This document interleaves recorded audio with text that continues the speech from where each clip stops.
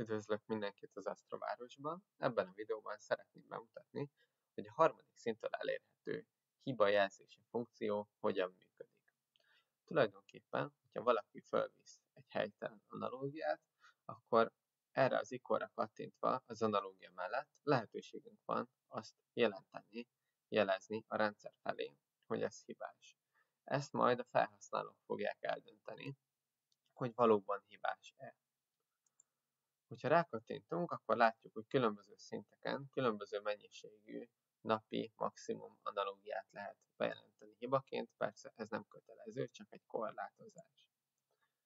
Hogyha rámegyünk az adatbázisra, és megnézünk egy analógiát, amit én már előre felvittem, és biztosan rossz, az a nadrág. Itt a fogalomként a Jupiterben. Tehát rányomok erre a kis felkiáltójelre, és választhatok háromféle csoport besorolási hiba, absztrakt analógia besorolási hiba és tartalmi hiba közül. Az első opció az azt jelenti, hogy valaki egy látszólag helyes analógia, tehát hogy nincsen elérve semmi, a Jupiteri analógia is, a nadrág, tehát az is helyes, viszont rossz csoportban van, ugyanis ez nem egy fogalom, hanem egy ruha.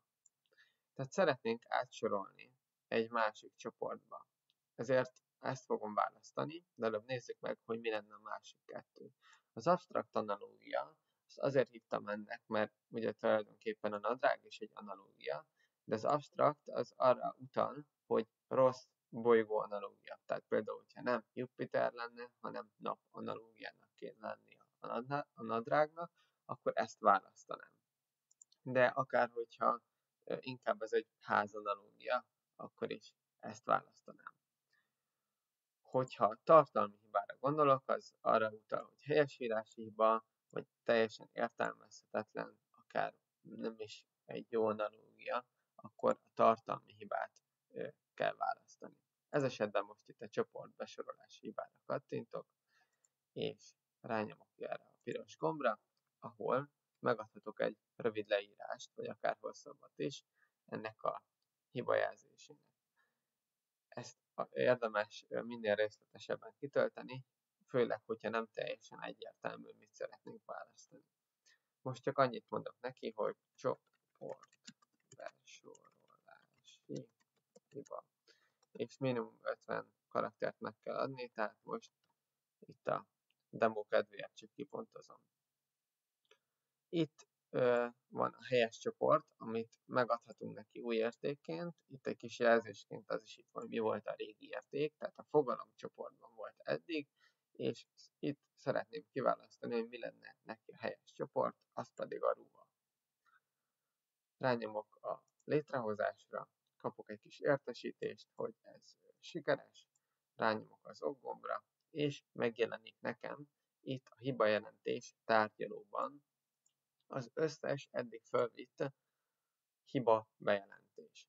Ugye itt most csak egy jelent meg, azért mert egyelőre egy van, de itt sokkal több hiba jelentés is fel fog sorakozni, amit az emberek találnak meg.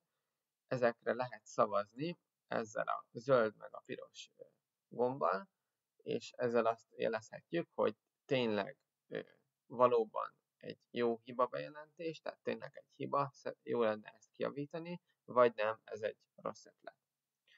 Az, hogy le van-e zárva, tehát hogy megtörtént-e az átcserélés az analógiának, az itt jelenik meg, hogy folyamatban van, tehát még nincs lezárva.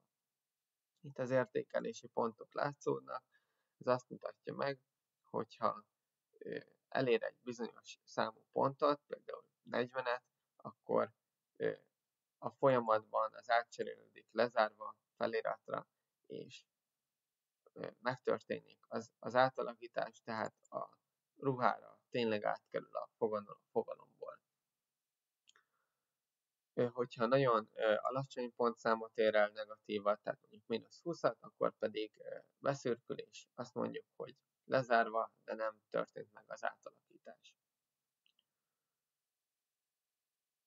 Ugye saját magamra nem tudok szavazni, de másére tudnék szavazni. Az, hogy mennyit ér a szavazatom, az különböző tapasztalati szinttől függ, tehát egy magasabb szinten lévő, tapasztaltabb felhasználónak többet ér a szavazata. Hogyha mégse szeretném hibának bejelenteni, akkor itt ezt a piros gombot tudom megnyomni, de előtte megmutatom azt, hogy hogy néz ki, amikor éppen már be van jelentve egy valami hibának, egy analógia. Tehát itt látszódik, hogy egy piros felkiáltójel van, nem tudok rákattintani, mivel már valaki bejelentette hibának.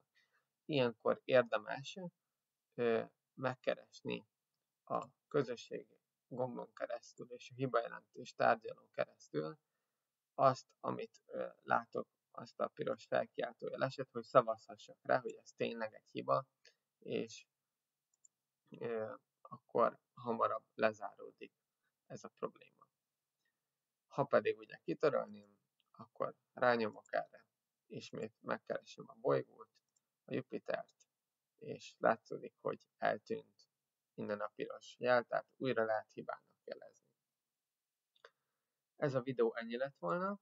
Köszönöm szépen a figyelmet, és remélem, hogy tetszik ez az adatbázist tisztán tartó funkció, hiszen így a felhasználóknak lehetősége van mindent szépen tartani, hogy ne legyen rossz analógia benne. Köszönöm szépen a figyelmet!